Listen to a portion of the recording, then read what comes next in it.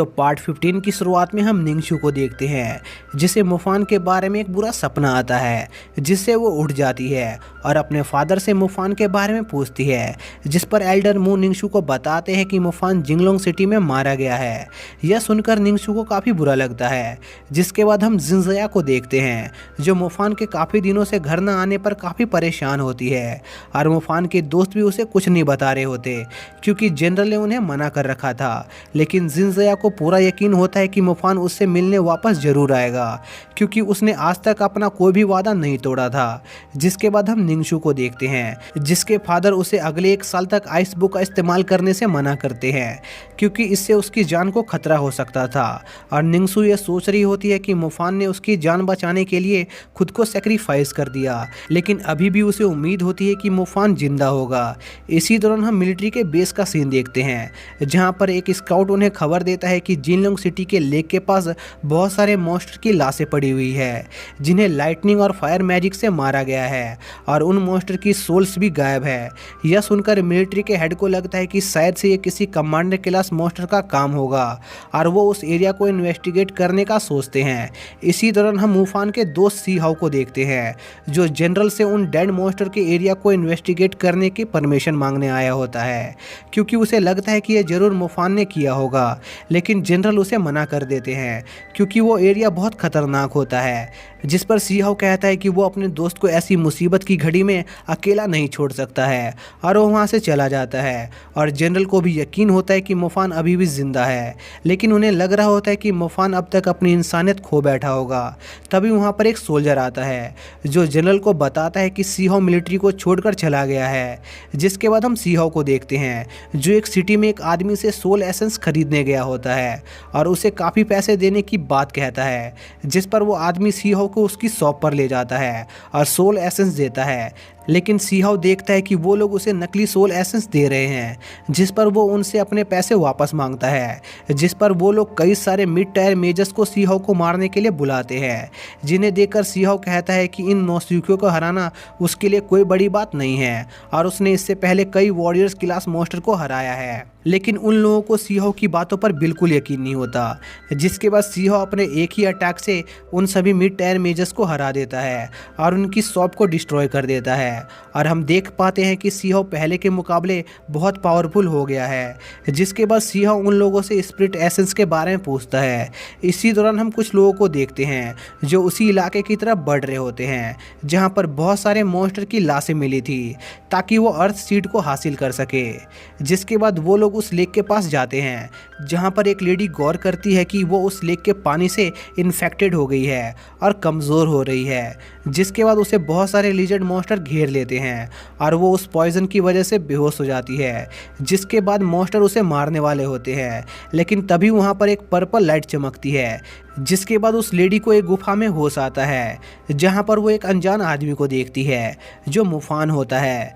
तभी वो गौर करती है कि मुफान ने उसकी पैंट को उतार दिया है, जिस पर वो लेडी उस पर अटैक करने वाली होती है। पर मुफान उस लेडी को बताता है कि उसने ऐसा सिर्फ उसके इन्फेक्शन को ठीक करने के लिए किया था। जिसके बाद मुफान उस लेडी से पूछता है कि क्या वो भी यहाँ पर अर्थ सीड की तलाश में आई है। जिस पर वो लेडी मुफान को बताती है कि वो मिलिट्री से है और यहाँ पर इन्वेस्टिगेशन करने आई है। जिसके बाद वो मुफान से उसका नाम पूछती है, जिस पर मुफान उसे अपना फेक नाम फैनमो बताता है।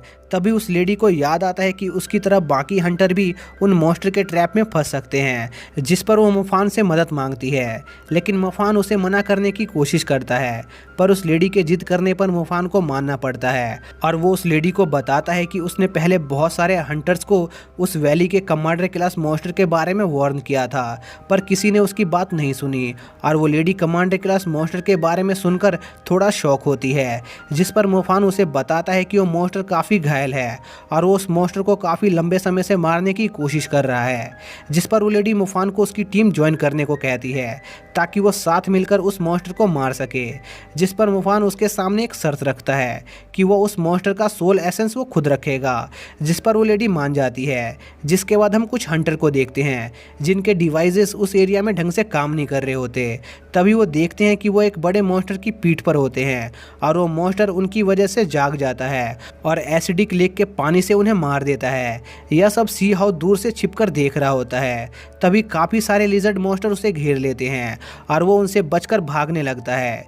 इसी दौरान मुफान और वो लेडी उस केव से बाहर आ रहे होते हैं और उनकी नज़र सी हाउ पर जाती है, जिस पर वो उसे उस केव की तरफ आने को कहते हैं और सी हाउ ऐसा ही करता है। जिसके बाद सी हाउ मुफान से मिलकर बहुत खुश होता है और उसे अपने खरीदे हुए सोल एसेंस देता है, पर मुफान उन्हें लेने से मना कर देता है और कहता है कि अगर वो सच में उसकी मदद करना चाहता है तो वो उस कमांडर क्लास मॉन्स्टर को मारने में उसकी मदद करे, जिस पर सी हाउ मान जाता है। जिसके बाद उनकी लड़ाई उस मॉन्स्टर से होती है, लेकिन वो मॉन्स्टर बहुत पावरफुल होता है।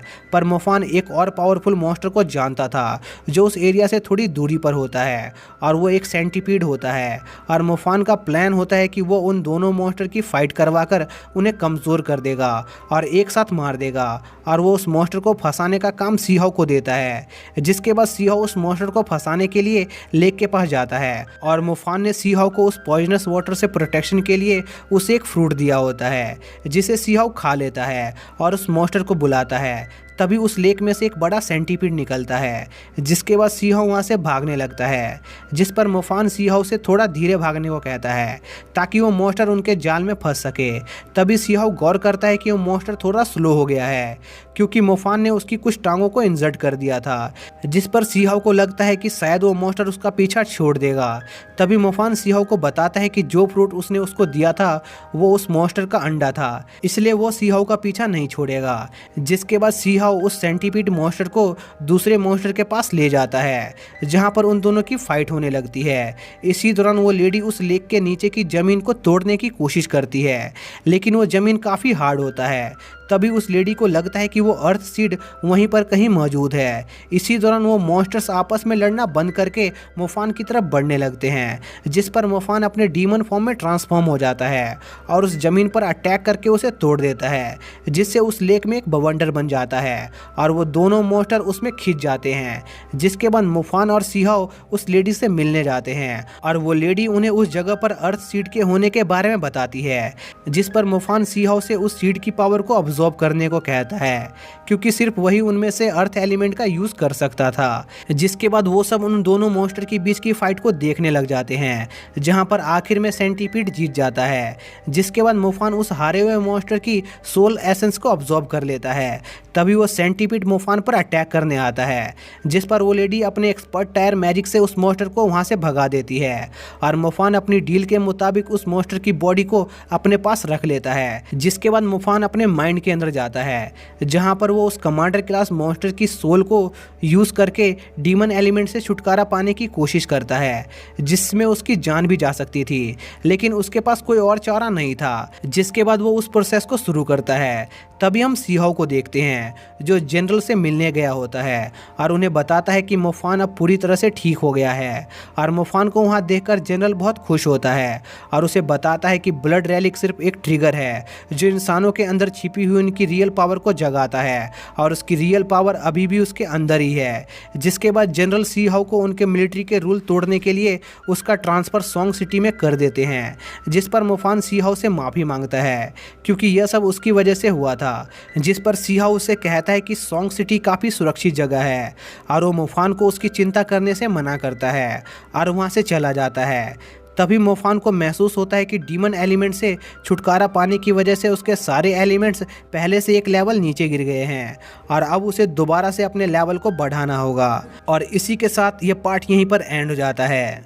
तो दोस्तों, अगर आपको इसका अगला पार्ट चाहिए तो प्लीज़ इस वीडियो को लाइक कर दीजिए और कमेंट बॉक्स में ज़रूर बताइए। तो मिलते हैं नेक्स्ट वीडियो में, तब तक के लिए बाय।